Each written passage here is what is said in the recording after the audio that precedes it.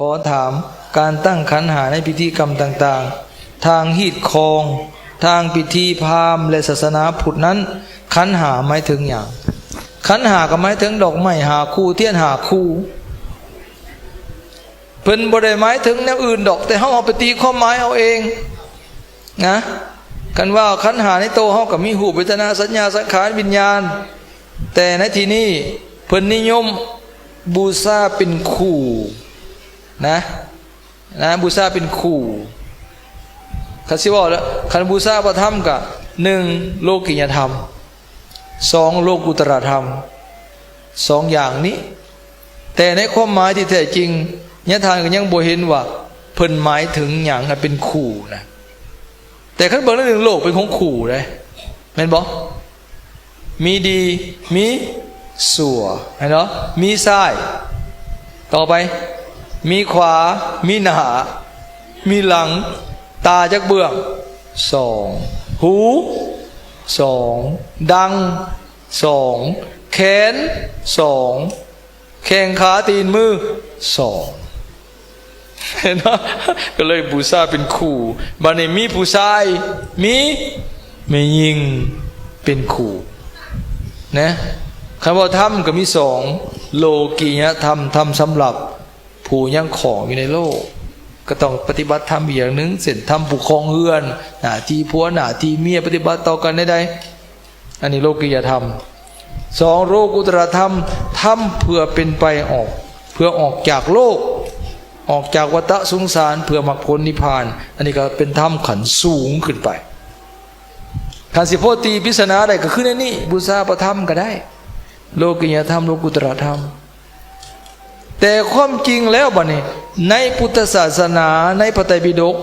บ่มีบัญญัติไว้เลยว่าขันธ์5ขันธ์8บ่มีจังซั่นมีเท่าใดก็บูชาเท่านั้นได้นี่เด้ขันธ์หยังซะนี่มันเป็นขันธ์100บ่เนี่ย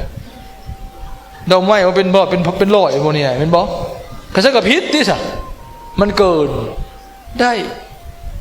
เพิ่นบ่ได้บัญญัติไว้ว่าเท่านั้นดอกเท่านี้อันบ่มี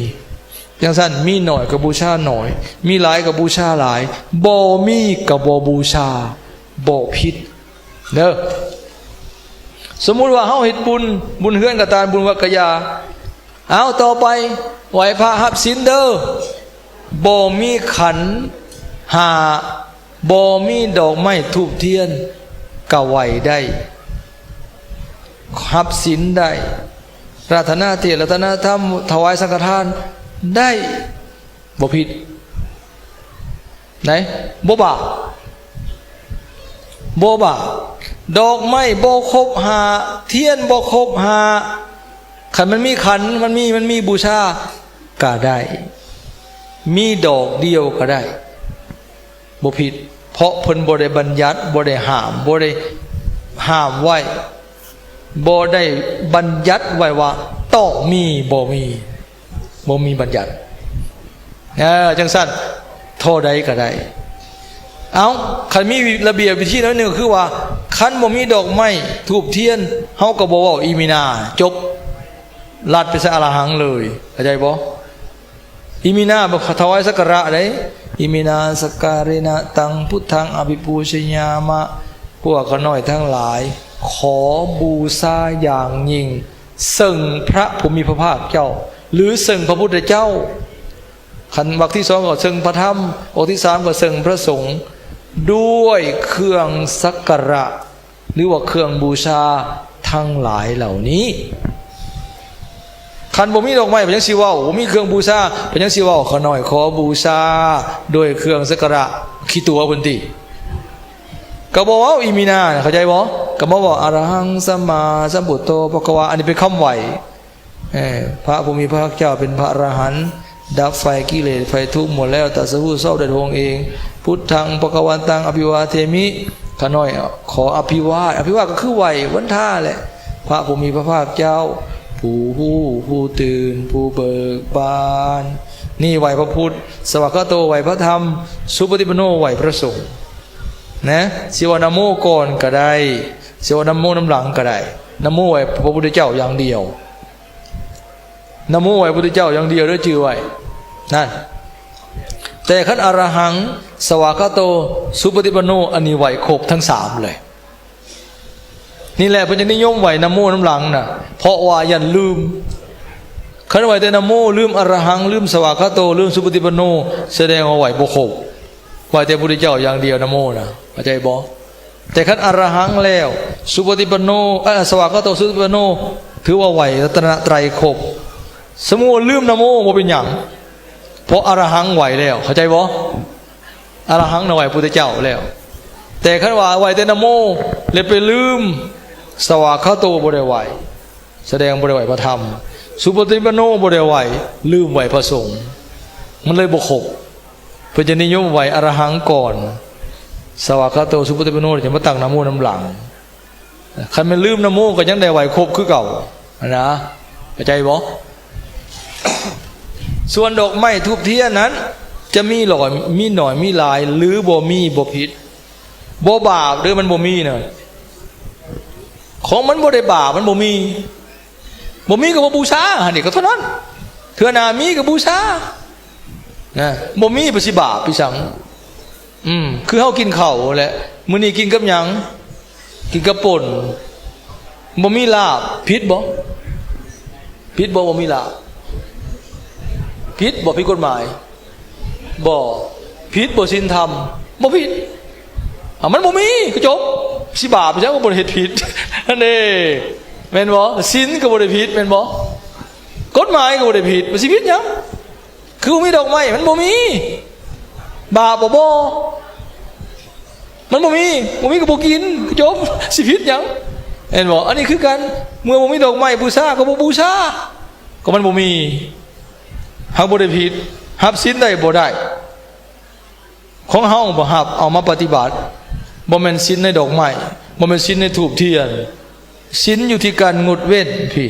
เฮาบ่ฆ่าสัตว์เฮาก็มีศีลข้อที่1เฮาบ่ลักทรัพย์เฮาก็มีศีลข้อที่2เฮารักษาได้เบิดทุกข้อเฮาก็มีครบทุกข้อ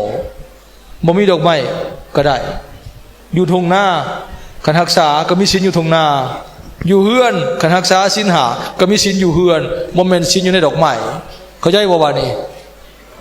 ฮะแน่อันนี้ศิลวัตทั้งหลายคันบ่มีก็อย่าไปสุรวนน้ำเจ้าเฮือน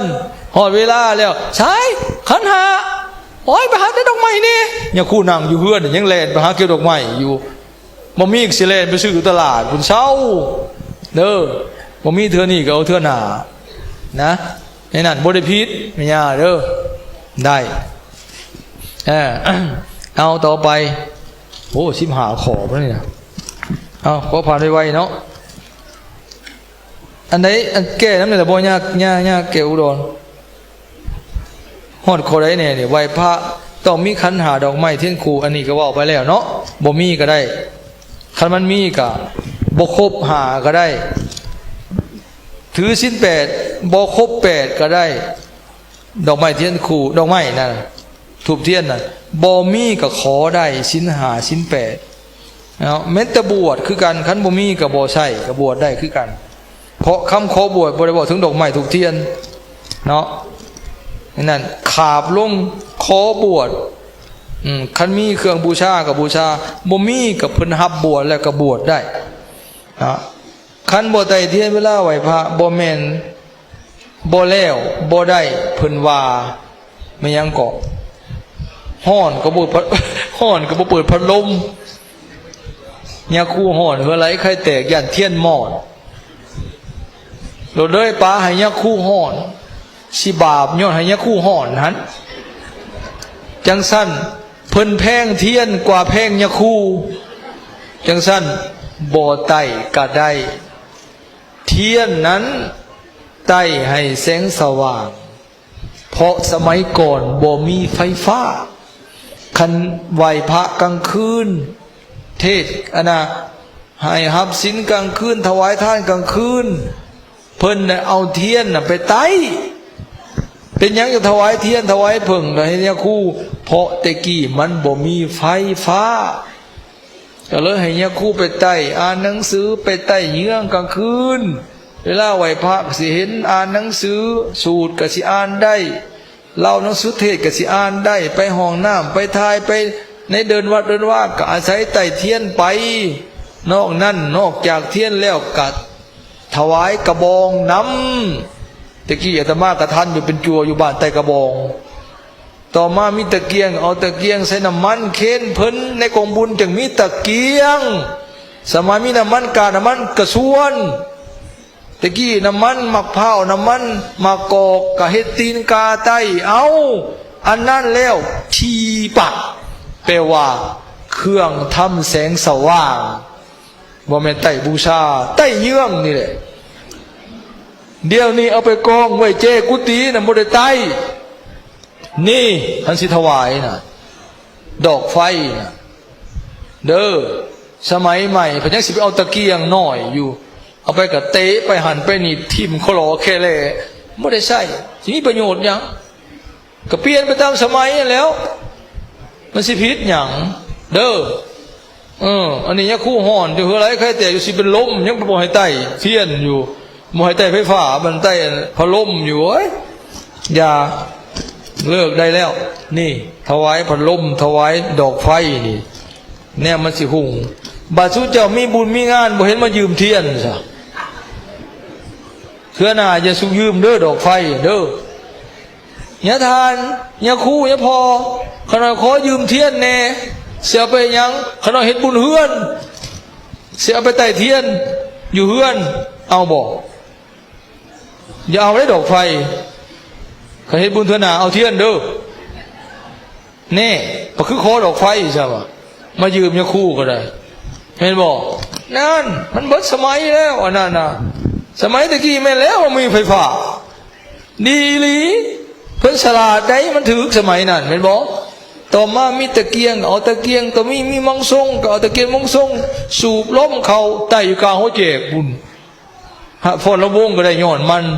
คือบ่เอาเทียนไปไต่พลวงนะใช่ไหมแน่เห็นบ่ก็นั่นแล้วของมันเบิดสมัยเลยเนาะตะกี้เอายังไถนาฮะเอาควายไถไม้มักสมไถมันบ่ต่อมาเอามีไถเล็กทีนี้เอายังไถโลดบุญยันพิษผีบ่ซะนะแน่เป็นยังบ่อย่าบ่ว่าพิษผีบ่ซั่น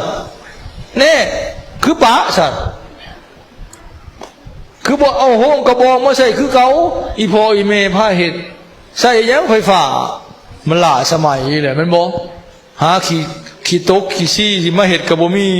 น้ำมันยางบักเบิดแหละคงยางก็ได้แล้วมันก็หุ่งอูดหูดังควันดังควันแดงหุ่งก็บ่หุ่งแห้งเนาะนี่แตกแล้วหุ่งบ่โลดดอกเดียวบ่เทือนแน่ไม่ใช่พิษผีบ่ซะปลาโฮมกระบองน่ะแน่ก็มันดีกว่าก็ป้าแล้วแนวมันล้าสมัยมันเลยบ่สิว่าโอ้ยอันนั้นก็ฮีอันนี้ก็คล้องก็ซะก็เอากระบองมาไต่คือเก่าอันที่ซะนะเอาควายมาไถนาคือเก่าไปหาขี่ม้าขี่เกวียนล่ะบ่ต้องขี่โลดยันพิษผี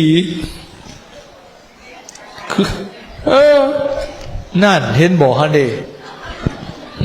ก็ใช่ก็เอากระบองมาไต่แค่นั่นแหละแต่เป็นคนมีปัญญาอันนี้ก็จะสิไปงมอยู่กับอันเก่ามันหลายสมัยเลยเนาะเพิ่นไต่เทียนไต่แสงสว่างบ่มีบ่ไต่ก็ได้เด้อเอาบูชาไว้ในขันนั่นแหละก็อย่าบ่มีขันหาได้บ่ไต่เทียนได้บ่ได้เด้อบ่มีก็ได้บ่ไต่ก็ได้ไต่ก็ระวังมันสิไหม้เฮือนหลายเฮือนเลยไต่เทียนป้าไปหายังอยู่ลมไฟไหม้เฮือนย้อนไหม้มันโหแจกให้คู่พุ่นแล้วไฟเทียนมันลามนะแน่เข้าใจแล้วมันก็ต้องเปลี่ยนไปนะ